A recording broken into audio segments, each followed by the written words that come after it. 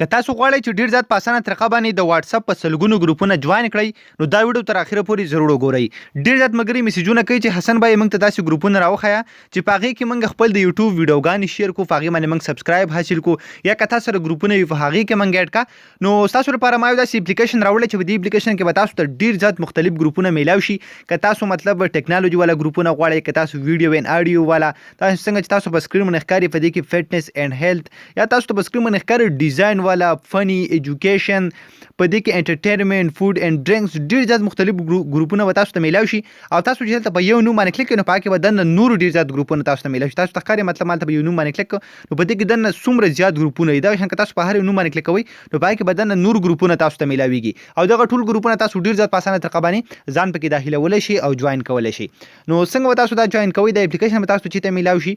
د دې اپلیکیشن طریقه سره دغه ټول سیستم تاسو درخایم. ورته دې نه مخکې که تر اوسه پورې تاسو زموږ چینل ټیکنیکل پښتو نه سبسکرایب کړئ، دا ضرور سبسکرایب کړئ. بیا به زموږ راتلونکي هره ویډیو به تاسو ته په ټایم باندې په خپله در رسي. او که ویډیو هم خوښ شو د خپلو ملګرو سره ضرور شیر کړئ. نو دا اپلیکیشن دی فرسټ اف آل به تاسو وکړئ، دا اپلیکیشن به په خپل موبایل کې انسټال کړئ.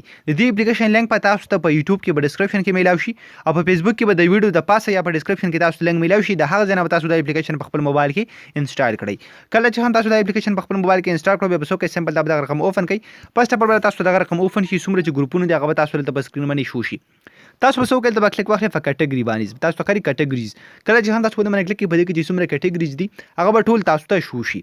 فرسټ اف آل که تاسو بزنس والا انسټالول غواړئ، مطلب تاسو ویب سایټ خرڅوئ، تاسو چینل خرڅوئ، تاسو پیجونه خرڅوئ یا اخلئ، نو هغه ټول کاروبارونه تاسو به دې کې کولی شئ. تاسو ته ښکاري بزنس باندې به کلیک کړئ په دې کې کولی شئ. یا که تاسو مختلف ویډیوګانې د خپل ټیک ټاک ویډیوګانې، د یوټیوب ویډیوګانې، اډیو دا شیر کول غواړئ، د هغې لپاره دا ګروپونه دي. تاسو ته ښکاري هر کټګرۍ والا ګروپونه به دې کې شته دی. دا شان که بای سیل والا که تاسو چینل اخلي خرڅوي هغه تاسو هم به دې کې کولی شئ.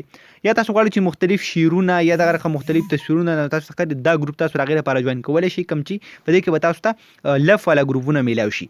دا رقم فټنس اینډ هیلث، که تاسو د هیلث په باره کې مختلف معلومات حاصلول غواړئ د هغې لپاره دا ګروپونه دي. تاسو ته ښکاري فیډس اینډ انیملز، په دې کې تاسو ته به ډېر زیات مختلف دا رقم کټګریز میلاو شي، تاسو جوائن کولی شئ.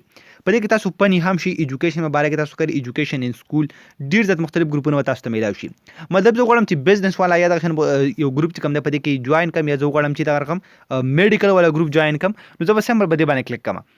نو په دې کې چې دننه څومره ګروپونه ماته شو شي، که زه کوم یو ګروپ هم جوائن کول غواړم نو زه به سمبل ته په جوائن باندې کلیک کوم. تاسو ته ښکاري کله چې هم تاسو ته په جوائن باندې کلیک کوئ نو دغه ګروپ ته به تاسو اټومیټیکلی انټر شي. تاسو ته ښکاري تاسو له بلې آپشن لاندې درکړي جوائن، تاسو به څه کوئ په جوائن ګروپ باندې به کلیک کوئ نو تاسو به دغه ګروپ ته په یو کلیک سره دننه انټر شئ.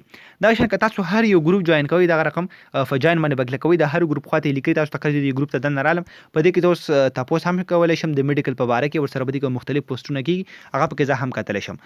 نو دا کې دا څومره زیات ګروپونه دا ټول تاسو په کوم یو نوم باندې هم تاسو کلیک کوئ نو باقي به دننه نور ګروپونه تاسو ته میلاویږي او تاسو په اسانه طریقه باندې هغه جوائن کولی شئ. نو خو ګمرګرو امید لرم ویډیو خوښ شوي، که ویډیو هم خوښ شوي د خپلو ملګرو سره ضرور شیر کړئ او موږ به خپلو دعاګانو کې یاد ساتئ. د الله په امان.